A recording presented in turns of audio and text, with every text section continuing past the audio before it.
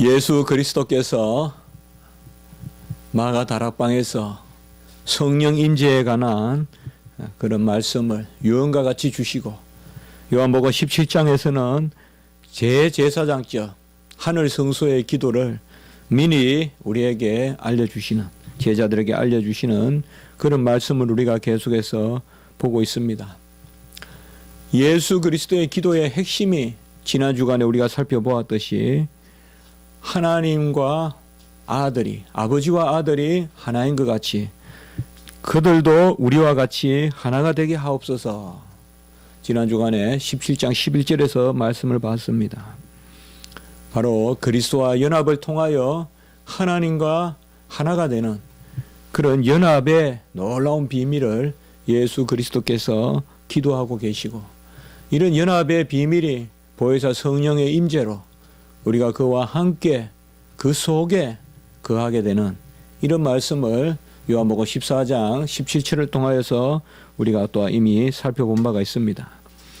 오늘 말씀은 이 하나됨을 거룩이라는 관점에서 우리 주님께서 기도하고 계십니다. 거룩함은 성도가 날마다 살아가는 자체, 어떤 상태라기보다 그 자체입니다. 거룩은 칭의로 말미암아 영생을 얻은 성도들이 그 삶을 드러내는 온갖 표현의 모습이 바로 거룩입니다.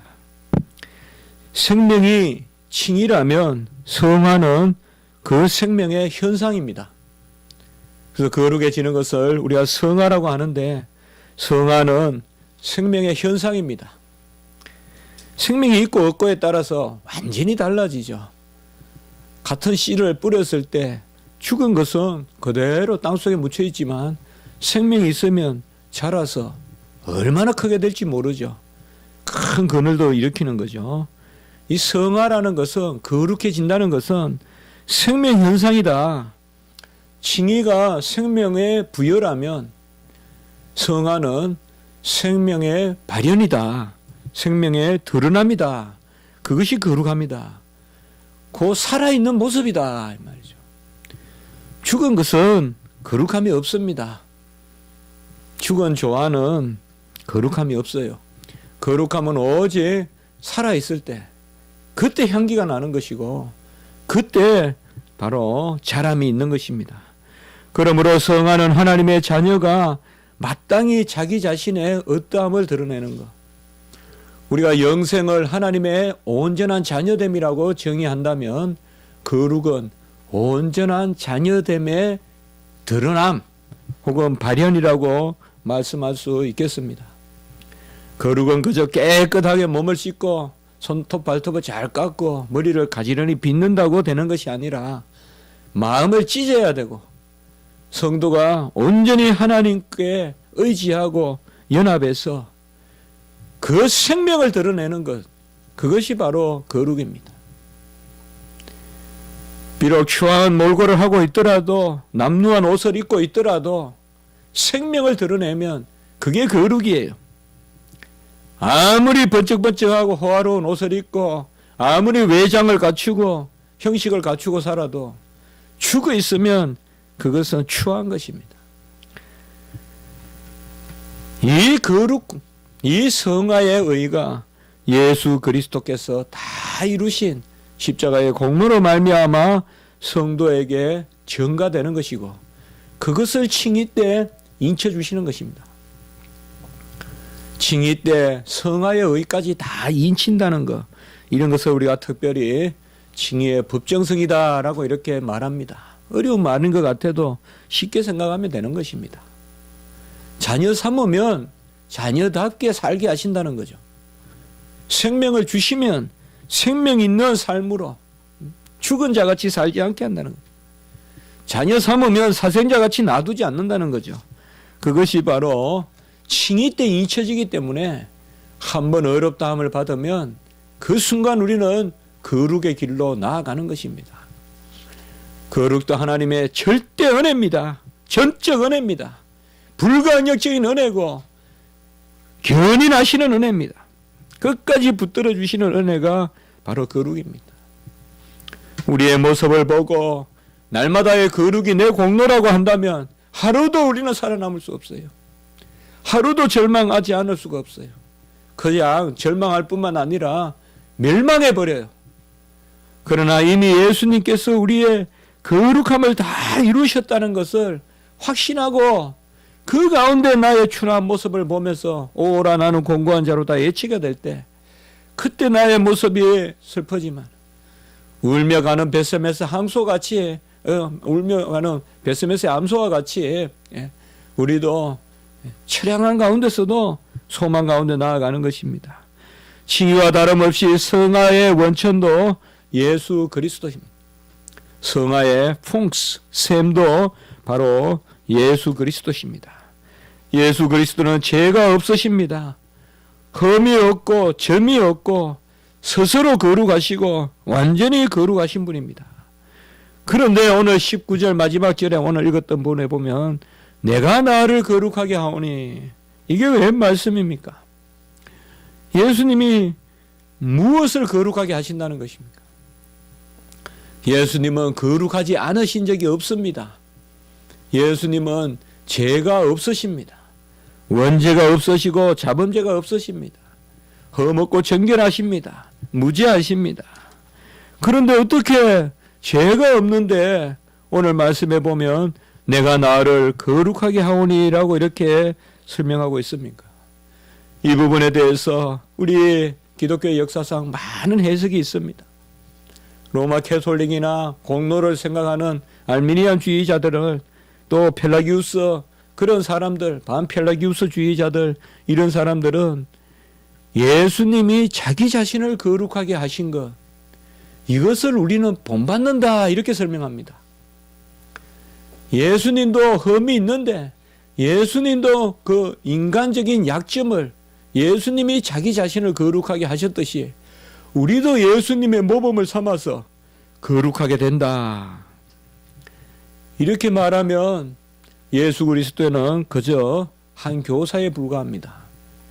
예수님도 우리와 같이 죄인이었고 그가 자기 자신을 이겨나가는 그것을 우리가 본받는 것에 불과합니다. 구원은 본받는 데 있지 않습니다. 구원은 의를 주시는 것이지 본을 보여주시는 게 아닙니다. 우리는 그렇게 해석하는 것이 아닙니다. 오늘 19절에 내가 나를 거룩하게 한다라는 말은 죄가 없으신 예수 그리스도께서 우리의 자리에서 죄를 가져가시고 그 죄의 값을 치르신다는 것을 의미합니다. 여기에 예수님의 거룩하심은 우리를 위하여 거룩해지시는 것입니다. 대속적 거룩을 이루시는 것입니다. 자기 자신을 거룩하게 하시는 게 아닙니다. 많이 넘어져요. 이 구절로. 바로 해석하면 돼요. 어렵지 않아요. 그저 그대로 해석하면 돼요. 예수님이 우리를 위하여 나셨듯이 우리를 위하여 자기 자신을 거룩하게 하시고 우리를 위하여 세례 받으시고 예수님의 죄가 없는데 어떻게 세례를 받으세요? 죄가 없으신 분이 어떻게 씻음을 받으세요? 우리의 자리에서 우리의 죄를 가져가셔서 죄 씻음의 세례를 받으시고 그리고 우리의 자리에서 죄가 없으신 분이 거룩하게 하시죠. 얼마나 자기 자신을 낮추신 말씀이에요. 내가 나를 거룩하게 하오니 이건 아버지 앞에서 아들이 아버지의 뜻을 이루는 것을 이야기하는 것이에요. 아들이 흠없고 점없는 어린 양 같은 예수 그리스도가 세상 죄를 지고 가는 하나님의 어린 양이 되어서 세상 죄를 지고 가는 하나님의 어린 양이 되어서 우리를 위하여 거룩하게 하신 것이다. 그래서 고린도전서 1장 30절의 말씀에 보면 너희는 하나님으로부터 나서 예수 그리스도 안에 있고 예수는 하나님으로부터 나와서 우리에게 지혜와 의로움과 거룩함과 구원함이 되셨으니. 이 우리가 고린도전서 1장 30절은 로마서 8장 30절과 꼭 같이 잘 외워야 될 말씀이에요. 로마서 8장 30절에 보면 정하신 자를 부르고 부르신 자를 의롭다 하시고 의롭다 하신 자를 영화롭게 하셨다고 했죠. 거기 구원의 순서가 다 들어있죠. 로마서 8장 30절에 고린도전서 1장 30절에도 그것이 같이 들어 있어요. 예수 그리스도는 우리에게 지혜와 의로움과 거룩함과 구원함이 되셨으니, 같이 한번 해봅시다. 지혜와 의로움과 거룩함과 구원함이 되셨으니. 이 말씀이 참 오묘해요. 이 네 가지 말씀, 지혜와 의로움과 거룩함과 구원함은 네 가지 따로 볼 것이 아니라 전체로 다 구원을 뜻해요. 이 구원을 두 가지로 말하면 의로움과 거룩함이에요. 의로움은 뭐예요? 칭의예요. 거룩함은 뭐예요? 성화예요. 그런데 이 의로움과 거룩함을 어떻게 이루시느냐? 여기 말씀의 비밀이 있는 것이에요. 지혜 가운데 이루신다 이 말이에요. 지혜 가운데 이루신다. 지혜 가운데 우리의 의로움과 거룩함을 이루시는 그것이 구원이죠. 그래서 지혜와 의로움과 거룩함과 구원함이 되셨으니, 오늘 17절의 말씀에 보면 진리로 거룩하게 하옵소서라고 말씀하죠. 이게 바로 고린도전서 1장 30절과 통하는 거예요. 지혜로 의롭다 함과 거룩하게 하심, 곧 진리로 의롭다 하신다. 그런데 17절 오늘 후반부에 보세요. 뭐가 진리라고 했죠? 아버지의 말씀은 진리니이다. 곧 아버지의 말씀으로 의롭다 하시고 거룩하게 하시고, 이것이 뭐다? 구원이라는 것이죠. 그래서 고린도전서 1장 30절 말씀과 오늘 말씀이 너무나 일맥상통한 것입니다. 그래서 진리로 거룩하게 하옵소서. 아버지의 말씀은 진리니이다. 성경에서 진리는 생명의 지식을 의미해요. 능력의 지식을 의미해요.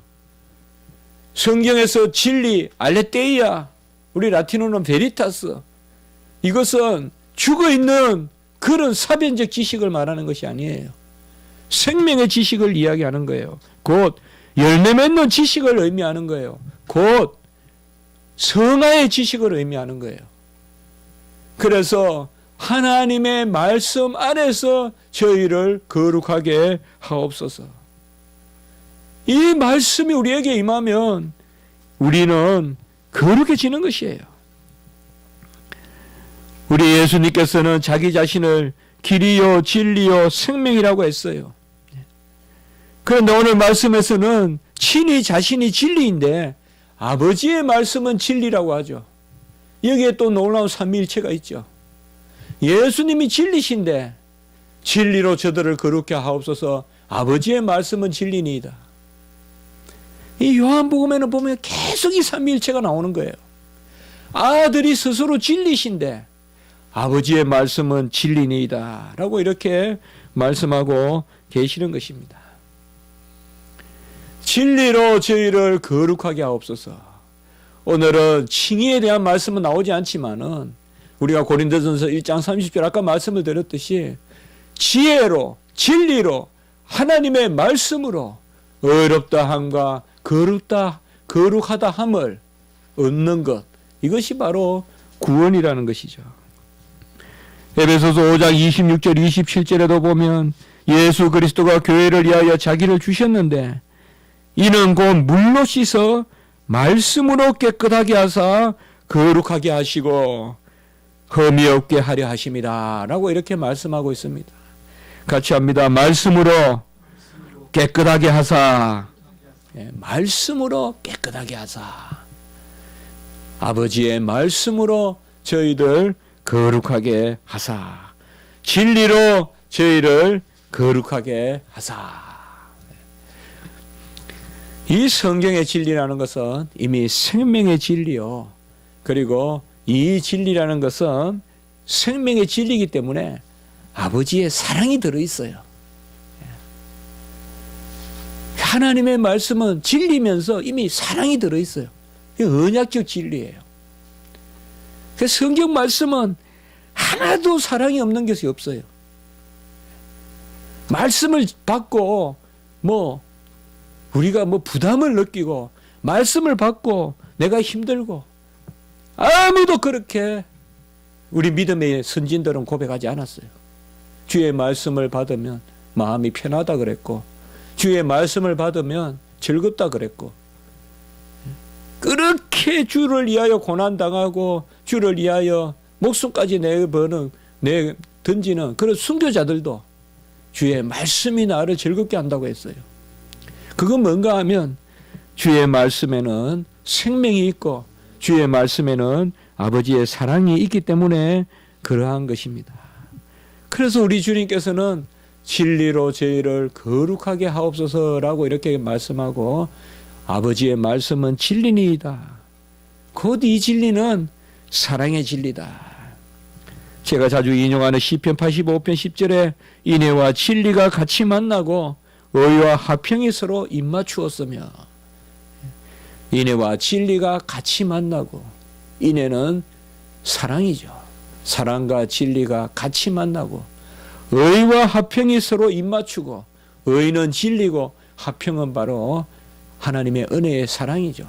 의와 화평이 서로 입맞추고라고 이렇게 말씀하고 계신 것입니다.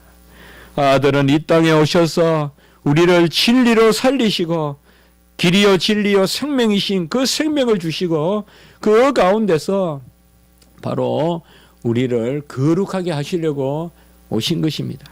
이 의를 다 이루셔서 우리에게 그저 값없이 주시는 것, 전가해 주시는 것, 이것을 오늘 기도하고 있는 것입니다. 그래서 역시 대제사장적 기도다 이 말이죠. 우리의 편에서 아버지께 구하는데 그것은 다른 것이 아니라 이 아들의 공로를 저들의 것으로 삼아 주시옵소서. 그런 의의 전가를 기도를 드리고 계시는 것입니다. 바로 하나님이 아들을 보내셔서 진리 가운데 생명의 말씀을 선포하게 하신 것과 같이 18절에 보면 나도 그들을 세상에 보내었고 라고 이렇게 말합니다. 이제 아들이 아버지의 말씀을 이 땅에 선포하고 그 말씀의 의를 이루시고 생명의 구원의 역사를 이루셨듯이 이제 우리도 아들과 같이 이 세상에 보내심을 받았다. 우리도 바로 보내심을 받은 사도들이다. 사자들이다 이 말이죠. 우리가 무엇을 위하여? 바로 생명의 진리의 말씀, 생명을 살리고 거룩하게 하는 그 말씀을 전하라고 이 땅에 보냄을 받았다라고 이렇게 말씀하고 이것을 놓고 기도하시는 것입니다. 우리는